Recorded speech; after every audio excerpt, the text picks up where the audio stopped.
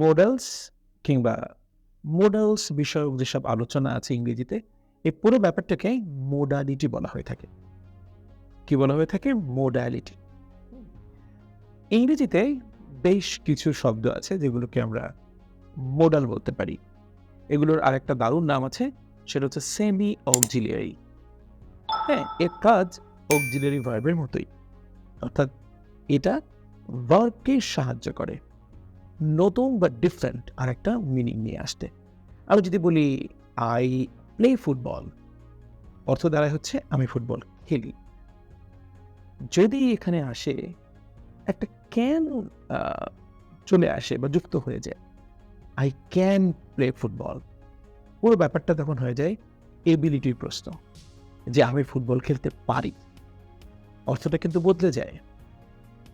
এই যে ক্যান, এরকম আরো অনেকগুলো শব্দ আছে যেগুলোকে আমরা মোডাল বলতে পারি। সেই শব্দগুলোর একটা ছোটখাটো লিস্ট এখানে দেওয়া হয়েছে।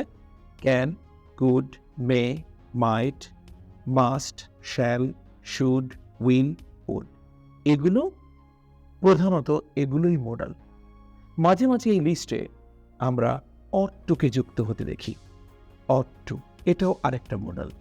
আর এখানে আরো চারটা নাম আমি লিখেছি, নিড, নিড নট, ডেয়ার এবং ডেয়ার নট। কখনো কখনো এই চারটাও, এগুলি কিন্তু অন্য অর্থ আছে।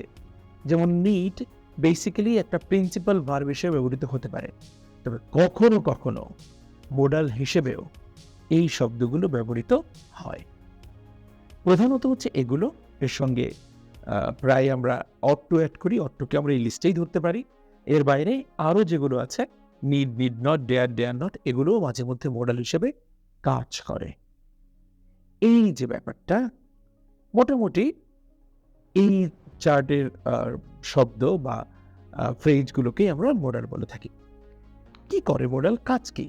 একটু আগে বললাম না, ভার্ব এর অর্থ প্রকাশ করতে সাহায্য করে, অর্থটা ডিফারেন্ট করতে সাহায্য করে। এখানে অক্সিলারি ভার্বের সঙ্গে তাহলে মোডালের পার্থক্যটা কি? পার্থক্য হচ্ছে অক্সিলারি ভার্বের পরে ভার্বের কিন্তু চেঞ্জ হয়।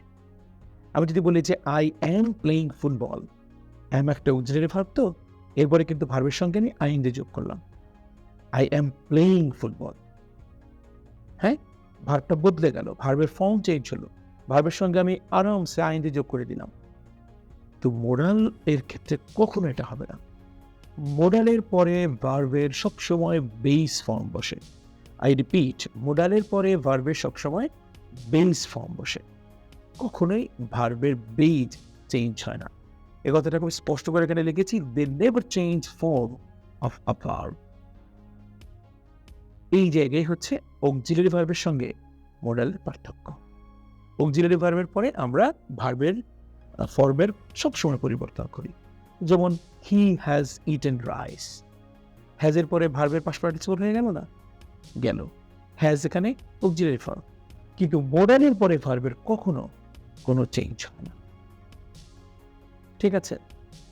সাধারণত মোরাল যে কাজটা করে থাকে সেটা হচ্ছে পোলাইটনেস কিংবা আনসার্টেনিটি, অব্লিগেশন বা এই জাতীয় অর্থ প্রকাশ করতেই মোরালটা ব্যবহৃত হয়। Thank you.